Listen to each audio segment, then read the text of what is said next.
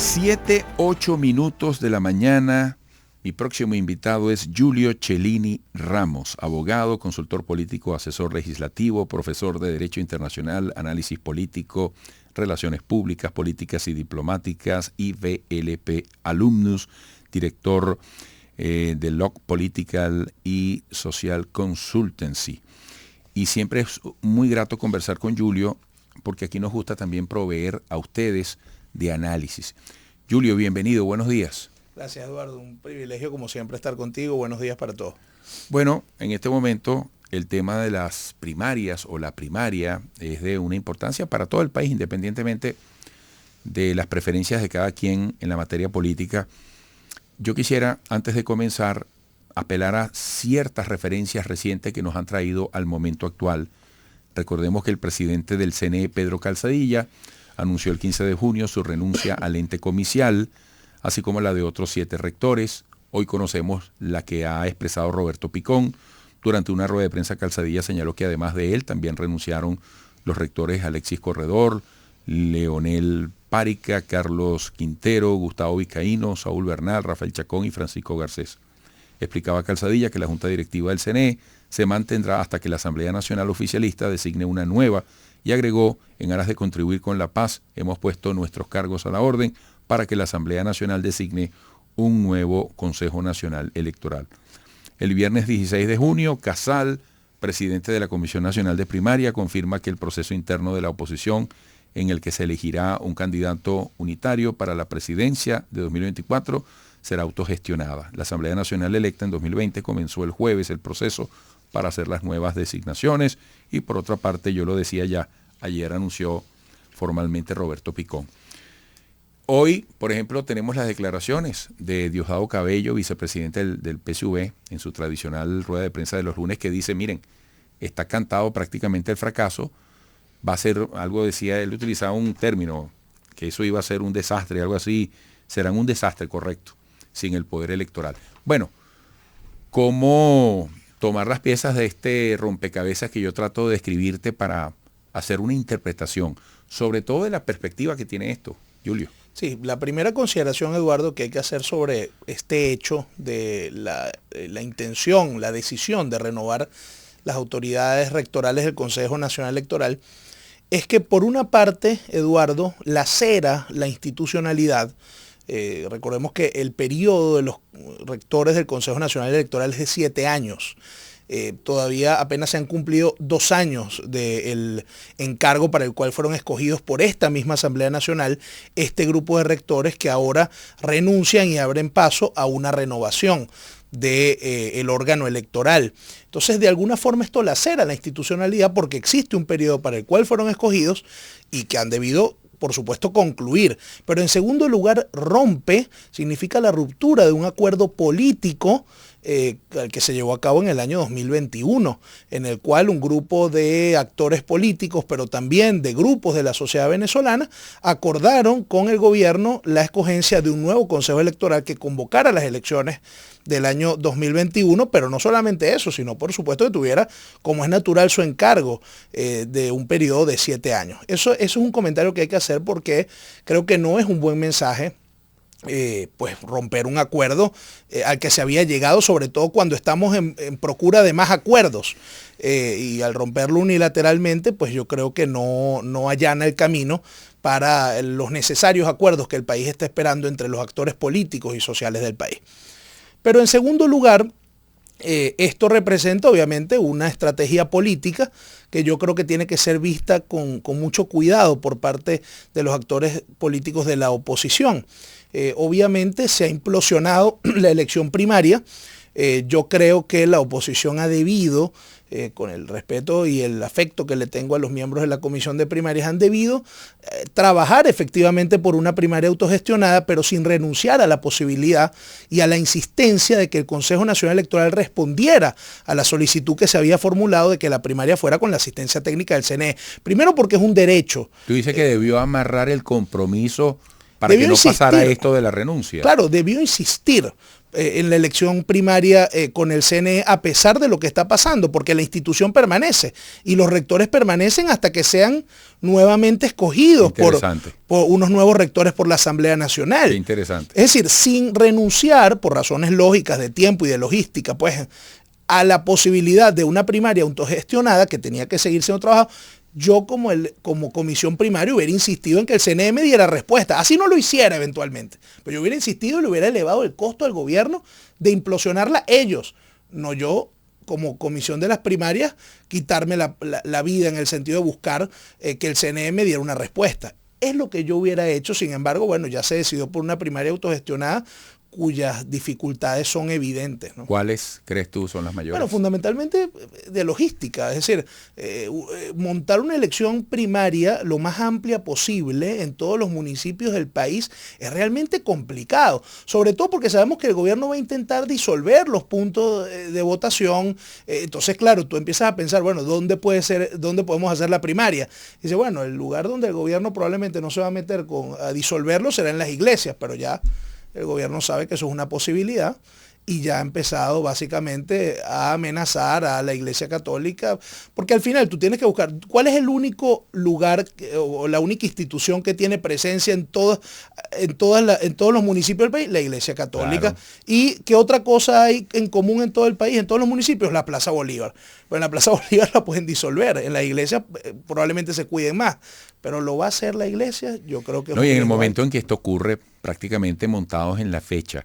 Ahora, al gobierno en ningún momento le conviene que el resultado de la primaria, independientemente de quien resulte favorecido con la mayoría de los votos, exprese contundencia de garantía y de veracidad. Eso al gobierno no le conviene. Pero por supuesto, o sea, aquí está claro que hay una intención de desmotivar y de desmovilizar al elector, pero esto no es nuevo. Es decir, durante años sabemos que si algo ha buscado el gobierno es de alguna forma quitarle al elector la confianza en el órgano electoral y que se inhiba de ir a votar. Es decir, ese es el trabajo del gobierno y nosotros tenemos que estar conscientes de eso como país, ¿no? Naturalmente. Entonces, frente a lo que está pasando, ¿qué hay que hacer? Insistir en la vía electoral, insistir en que los caminos, aunque sean cerrados, hay que abordarlos. Aunque sea la autogestión del proceso. Me refiero no solamente a la elección primaria, por supuesto, claro.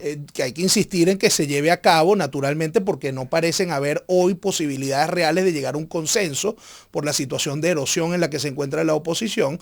Es decir, el consenso, pues, es una figura espectacular, pero ¿cómo llegas tú a un consenso si tienes una situación en la cual se encuentran los actores políticos tan contrapuestas? Entonces hay que insistir en la elección primaria, bien autogestionada, pero también, insisto, eso no va a suceder porque ya la Comisión de Primarias ha renunciado a la posibilidad de insistirle al CNE por una respuesta, digamos, de asistencia técnica.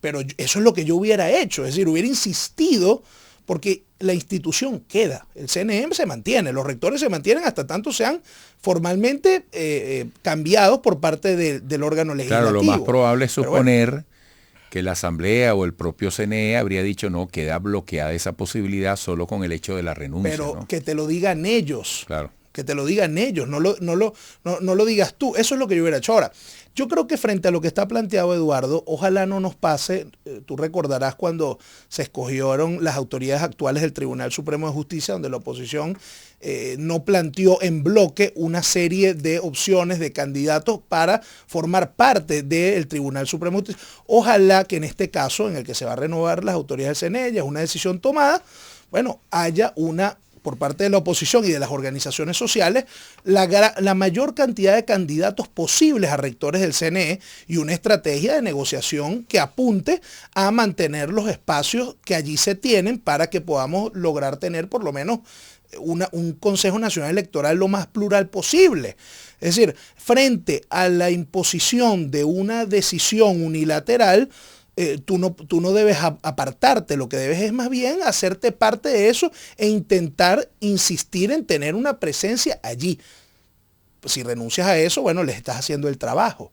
Entonces, yo creo que tiene que haber una gran conciencia del momento que estamos viviendo, que obviamente es complejo, pero lejos de rehuir, lejos de apartarme y solamente pues lanzarle piedras a ese proceso, vamos a tratar de hacernos parte porque esa es la realidad que tenemos allí, injusta, y podemos poner los calificativos que queramos, pues es la realidad.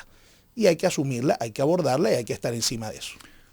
Mira, sin sacarte de contexto, todo lo contrario, además de la forma, del aspecto técnico, político, que reviste tu análisis, el tema, ¿qué me dices sobre el fondo de la actuación de los postulados, bueno, una vez que todos hagan ese proceso, pero vamos a decirlo así, de los aspirantes a esta primaria, en esa necesidad que tenemos los venezolanos de un debate con la mayor eficiencia, con la mayor altura?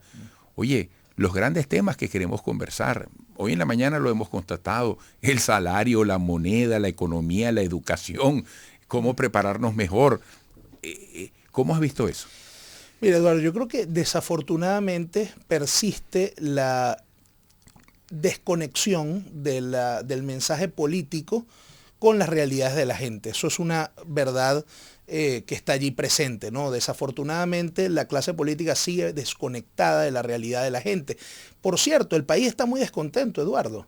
Es decir, y yo creo que parte de las decisiones del gobierno en el sentido de desmotivar al voto a través de ejercicios como este con el CNE es precisamente porque sabe que la gente en todo el país está descontenta, un país donde no hay gasolina, donde hay una situación compleja desde el punto de vista humanitario, y obviamente eso lo revelan los estudios de opinión. El gobierno tiene una situación bien seria en términos de su desaprobación por parte de la población, y frente a una elección cercana, pues es evidente que tiene una posibilidad seria de ver comprometida su reelección. Y por eso quizás acuden a este tipo de mecanismos para desmovilizar a la gente. Pero, entre tanto, tienes a una oposición que no termina de conectar con esas realidades de la gente, que está más pendiente, pareciera, de un debate entre ellos mismos y entre sus cualidades personales y entre sus capacidades personales, a incluir más bien un debate de altura, de fondo. Yo creo que hace falta en general, no solo en la oposición, también en la clase política en general, mira, elevar, jerarquizar lo que está planteándole al país en este momento, y que vaya más conectado con las realidades de la gente, con las aspiraciones de la gente, con las reivindicaciones que la gente está esperando, porque el país la está pasando mal, eso es una realidad, y hay que buscarle una salida entre todos, en el marco de un gran acuerdo que además también el país está esperando, y que tenemos que insistir en que los acuerdos, Eduardo, a pesar de este tipo de situaciones que está viviendo el tablero político, que pareciera implosionado, tiene que buscarse hoy más que nunca un gran acuerdo político entre todos los actores que hacen vida en el país, porque por el camino que el país va, Eduardo, el que más sufre es la gente, y pareciera que en la clase política hay una gran miopía de esta situación.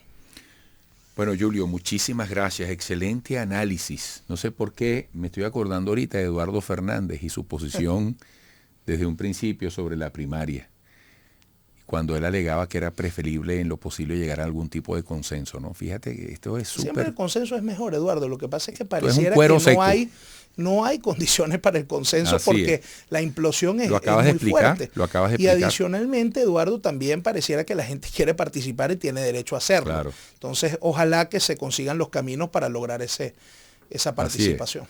Bueno, muchísimas gracias. Julio Cellini Ramos, abogado, consultor político, asesor legislativo, profesor de Derecho Internacional, Análisis Político, Relaciones Públicas, Políticas y Diplomáticas.